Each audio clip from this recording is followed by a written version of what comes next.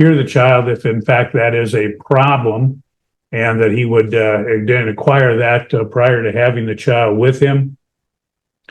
And the court would also deny the request for attorney fees. Illness and the concern for the 9-month-old child. She had been cut herself on the wrists and the abdomen. She had made accusations of self-harm. She had taken the child, and the child was not being made available to him. As a result, that's the reason for this petition. The petition is for temporary custody to set supervised parenting time for exclusive use of the marital home, and request for a psychological evaluation of the defendant wife. Your Honor, since this has been filed, the parties have had communication with each other.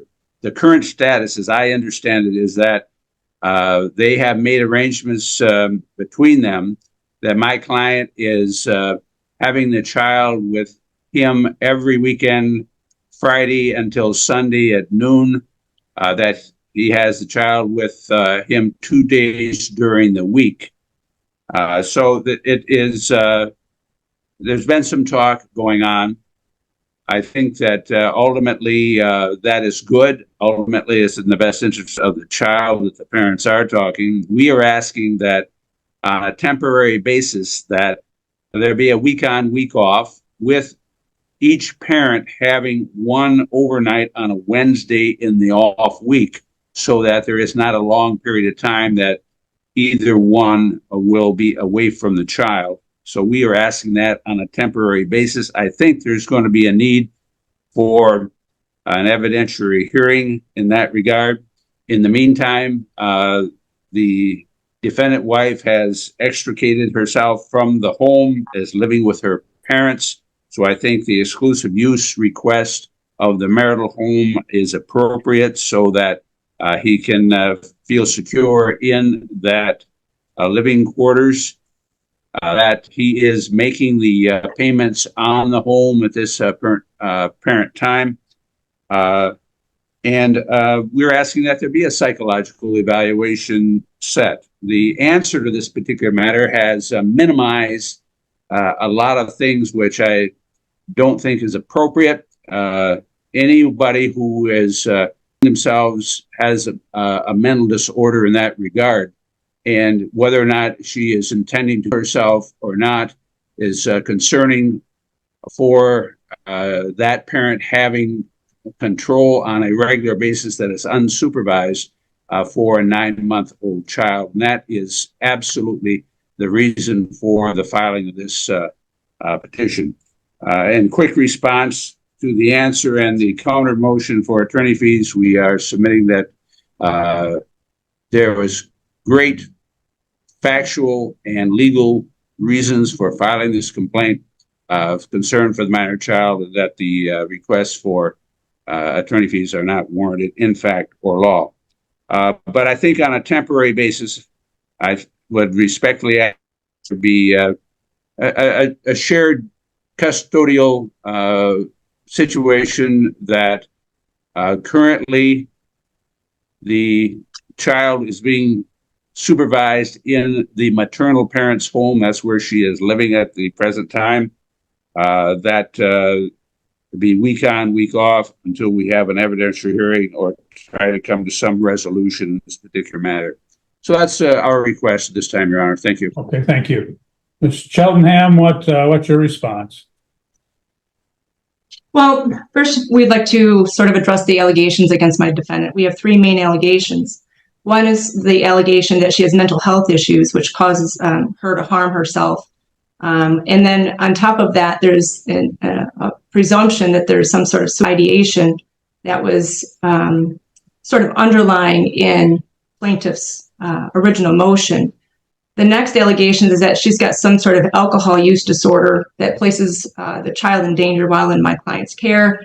And according to an email I received on May 21, 2024 from plaintiff's prior counsel, There's an allegation that defendant was imposing her eating disorder on the minor child, and the minor child was not eating properly and was underweight. I know that wasn't in the motion, but the problem with all of these allegations, Your Honor, is that they're just simply, in essence, untrue. It's not untrue that my client, she doesn't deny that she did harm herself on May 4th, 2024. She doesn't deny that she drank alcohol on May 4th, 2024. The self-harm was an incident that occurred after a year and a half, almost 2 years, where she had stopped that behavior. She had some anxiety and depression she was suffering under when she was younger, Your Honor. I know it's only a year and a half ago, but my client is young still. She pulled herself out of that situation. It was a situational issue for her at that time. On 5/4, when she performed the act of self-harm, one, it wasn't a risk. Plaintiff keeps saying it was a risk. We have the medical record from the assessment that my client went under after plaintiff petitioned the probate court, demanded that she be evaluated for mental health evaluation on an ex parte basis, which she did. She was calm. She was cooperative. She was escorted by the Michigan State Police. She was assessed, and she was assessed by a professional. And in that record, it indicates that Ms. Deschaney is not a harm to herself or others. She was not suicidal or homicidal.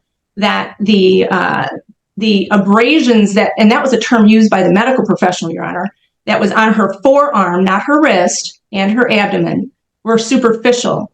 And in fact, in plaintiff's petition to the probate court, he even admits that they were superficial, but then inflames the issue in later language and through his filing later. Defendant wasn't hospitalized by the assessor, and they refused to hospitalize her. They let her go home. They're not concerned. And in fact, the police officer placed the child back in my client's care after she was returned home. So nobody was in fear for the child at that time. And this is immediately after there was this self-harm incident that my client unfortunately engaged in. And Your Honor, and we outlined this in our response, and I'm not going to go through all the dirty details, but basically that was a response to plaintiff and an argument between plaintiff and defendant. The marriage is falling apart. She's just had this baby. Plaintiff is basically stonewalling her, ignoring her pleas for him to return home from a party that he was at where he was drinking and smoking marijuana, and I think he fails to disclose that to the court. My client admits that she was drinking at that party. She did drink to excess. She admits that. You know, there's allegations that she drove after that. She admits that she drove a four-wheeler on private property after that incident. The incident of 5/4 is a one-off incident after a year and a half of not having these issues. She had a situation where she spiraled emotionally. She reacted to get plaintiff's attention. It's unfortunate. It occurred. She's no longer in that situation. The parties are separated. And we have a professional saying she's not a harm to herself or others, and releasing a police officer released the child back to my clients. We think all of those things are important.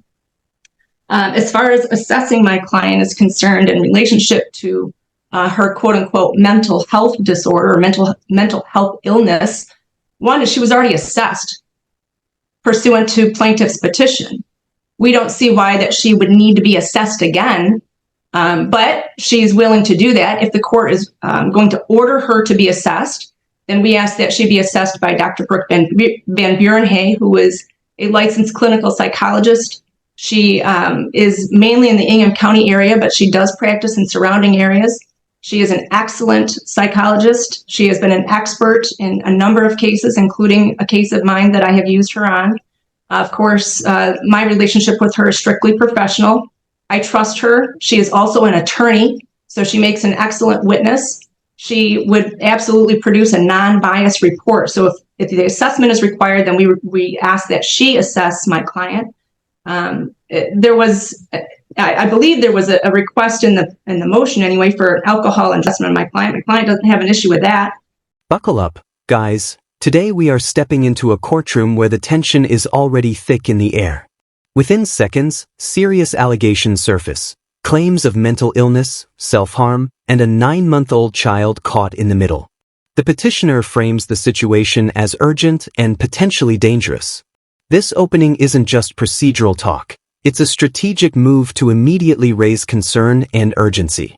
From the very first moments, the tone signals that this custody battle could turn deeply contentious, and the stakes are clearly very high. She doesn't have an alcohol problem. She never had an alcohol problem. And in fact, it is our position that plaintiff is the one with the issue with alcohol. He does drink to excess, not that he's not an adult. They're both adults. They can drink to excess. He smokes marijuana. That's completely legal. What my client's concern is that he has boasted about smoking marijuana and then driving, quote unquote, more times than he can count. And that's an issue for my client as far as his parenting time is concerned. He has a right to smoke. He just doesn't have a right to get in his car, just like alcohol. You can't get in the car and drive. He did that, as a matter of fact, on 5/4. So we want to go back to that. He was smoking marijuana. He was drinking and he drove, but he didn't disclose that to the court. Instead, he throws my client under the bus and tells the court that she's got a mental health disorder and that she's a drunk, which is not true. In any event, my client's willing to be assessed for alcohol. Neither one are an issue for her. If that's going to be ordered by the court, then we ask also that plaintiff be assessed for alcohol, and that is done by a hair follicle test. My client's willing to go through a full assessment, or inclusive in a hair follicle test and an assessment is what I guess is what I'm saying, Your Honor. She's willing to do both of those things.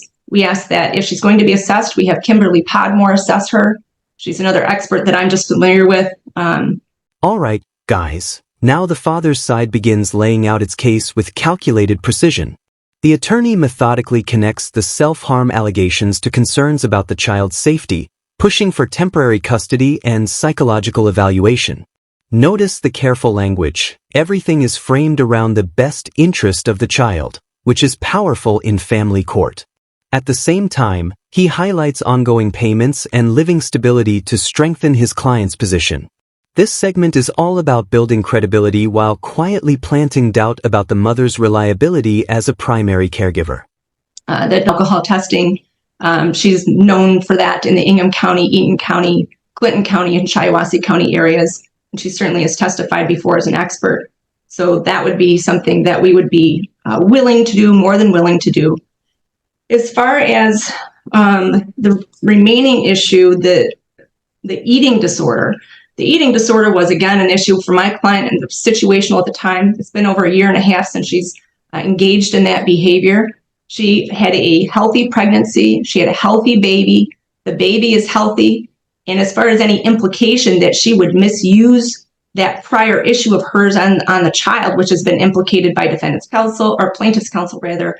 And in addition, plaintiff took the child to the doctors, my understanding recently, to have the child checked over to see if there was a health issue because of the eating, quote unquote, restrictions that my client has on the child. We have the medical record of the child. I forwarded that medical record to opposing counsel yesterday when I received it, as soon as I got it in the afternoon. And the medical record indicates very clear that the child is healthy. There's nothing wrong with the child at all as far as any sort of, and there are no concerns with the child's health. She's progressing just fine. And I've seen pictures of the child. She's beautiful and she looks like a happy, healthy baby. So we find that those things are at minimum inflamed. I mean, surely my client is concerned about the child's feeding habits, but not to the extent that she's harming the child. And we think the evidence is pretty clear. Part 3, start 4:06 and 12:44. Now things get interesting. The mother's attorney steps in and immediately challenges the narrative, calling the accusations exaggerated and misleading. While she does admit the self-harm incident occurred, she reframes it as isolated and emotionally driven rather than dangerous. She leans heavily on medical evaluations and police actions to argue there was never real risk to the child. This is classic courtroom damage control. Acknowledge the bad fact, then neutralize it with context. The strategy here is clear. Dismantle the father's urgency and restore the mother's image as a capable parent. That there's no mental health issue that would prevent my client from parenting, that there's no drug alcohol issue that would prevent my client from parenting. Also, Your Honor, that the alcohol and the eating disorder were considered by the evaluator that assessed her for her mental health, quote unquote, issues. They found essentially nothing wrong with my client. We don't think that it's warranted that she be under supervised parenting time, and clearly plaintiff is offering an equalized parenting time, so he's not concerned for the child's care. We think that's important for the court to consider. And in fact, the parties have been under a schedule. It's not equal. My client has her own concerns about plaintiff. One is the alcohol use. while driving or while the child is in his care. 2 is the fact that plaintiff has this inability to wake up in the middle of the night that she doesn't quite understand, but that's been prominent through their relationship and through the short life of this young child. We would like that issue assessed because it really is a problem where my client's concerned that it might be an emergency. The child may need dad in the middle of the night and dad cannot wake up. We would like to have that issue assessed so we can use it for an evidentiary hearing later. And if he comes out great, then it's not a real issue, I guess, but that's a concern. In addition, my client has been the primary caretaker of this young child since she was born. Again, she's only 9 months old. But in that 9 months, my client's been responsible for not only working, because she was working, and then responsible for the child's maintenance and daily care, including meals, pediatric appointments. And just when you think the defense is finished, the tables start to turn. The mother's side begins raising concerns about the father himself, alcohol use, marijuana, and even his alleged inability to wake at night. This is a smart tactical pivot, shifting the spotlight back onto the petitioner. By emphasizing that the mother has been the primary caregiver, the attorney reinforces stability on her side. What we're seeing here is a classic custody chess match, where each party isn't just defending, they're actively trying to erode the other parent's credibility in front of the judge. Taking care of bedtime routines, bath time, changing diapers. Not that dad didn't sometimes engage, but even when asked, frequently dad would refuse or decline to engage in things like bath time and some of those other daily care routines. Plaintiff is clearly not concerned about the child in my client's care. What we're asking for the court to do is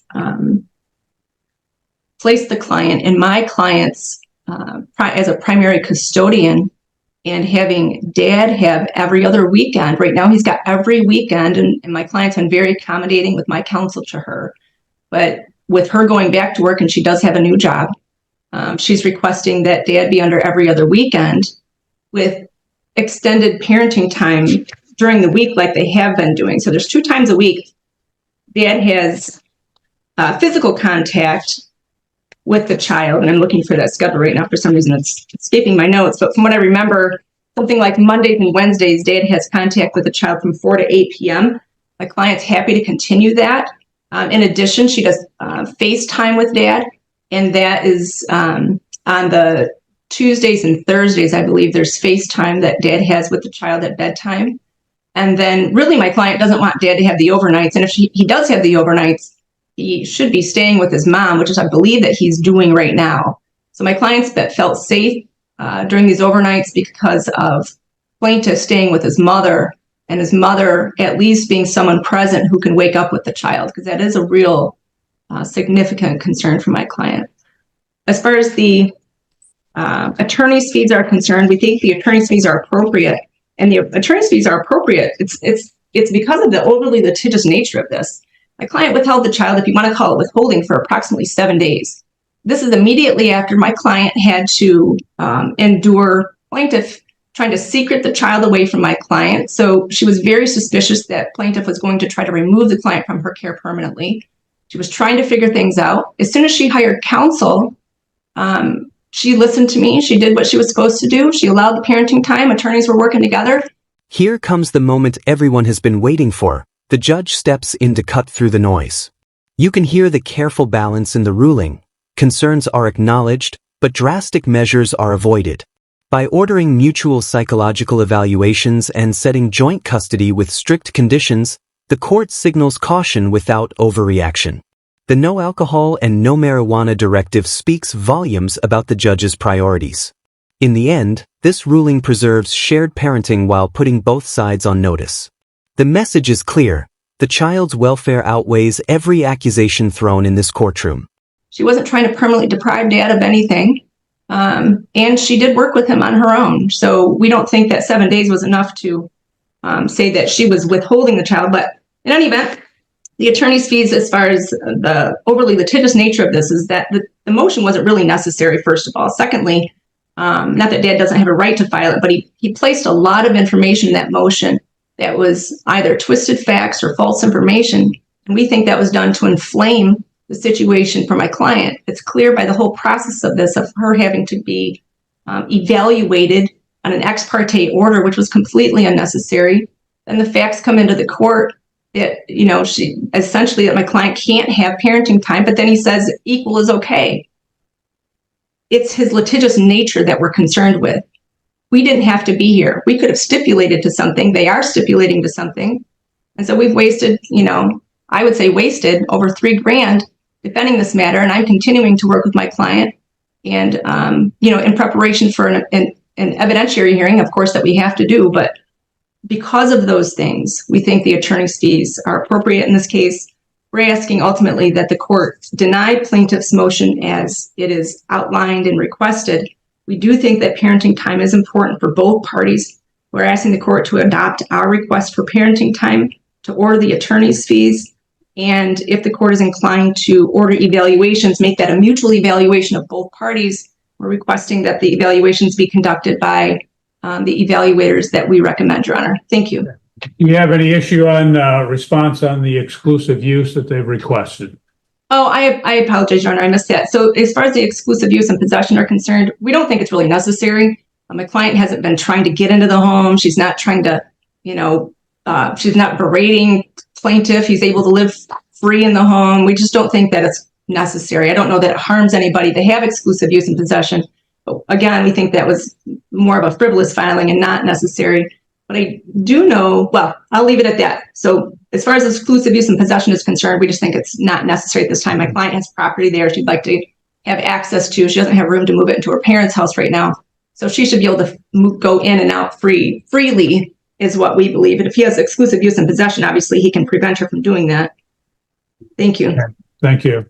Mr. Schaefer, do you have any problem with mutual, psychological evaluations? No problem with that, Your Honor. Okay. What the court will do is the court will grant. Your Honor, may I respond to some of the matters? I don't think it's necessary at this point. Court will grant the plaintiff exclusive use of the residence. They're saying that there's no need for it, but then they're arguing against it, and that does cause some concern in this matter. The court will argue that the parties would engage in each have a psychological evaluation, that in fact leave it up to the parties as to who they want to have do that. And if you have each have a different psychologist do it, then so be it. But we'll have each of the parties get their own psychological, exchange those with the other side, and provide the reports to the court as well. The court would, I do believe, based upon the statements, they're stating that there was by defense counsel that there's no need for any, she wasn't doing any, that the injuries that she had were superficial, and yet she does acknowledge that it was self-harm, that she had drank to excess, and that she also then drove at that particular time. That does cause some concerns in this particular matter. The court does note that the parties separated back on May 10th, 2024, based upon the pleadings in this case. The court does believe that it is appropriate in this matter to maintain the status quo.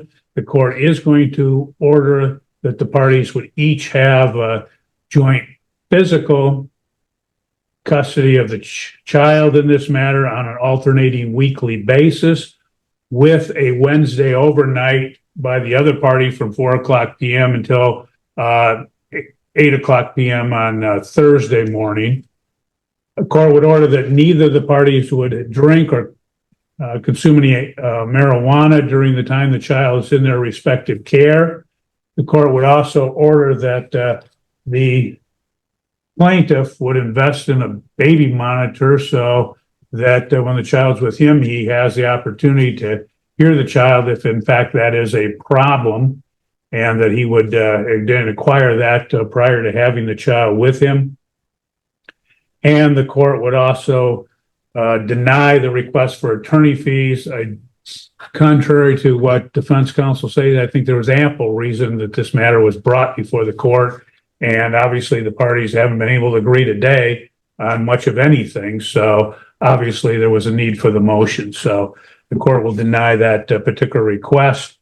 I will ask Mr. Schaefer that you would prepare that order submitted under 7-day, and the court would start his custody, his overnight this Wednesday, which would be June 5th, and that his week would start on June 7, 2024, and then alternating weeks thereafter. The court would then, I know we have some holidays coming up, it would alternate the holidays as well. Mr. Schaefer, are you able to prepare that order? I will, Your Honor. Thank you. Okay, thank you. That will conclude the matter. You're free to go. Have a good day.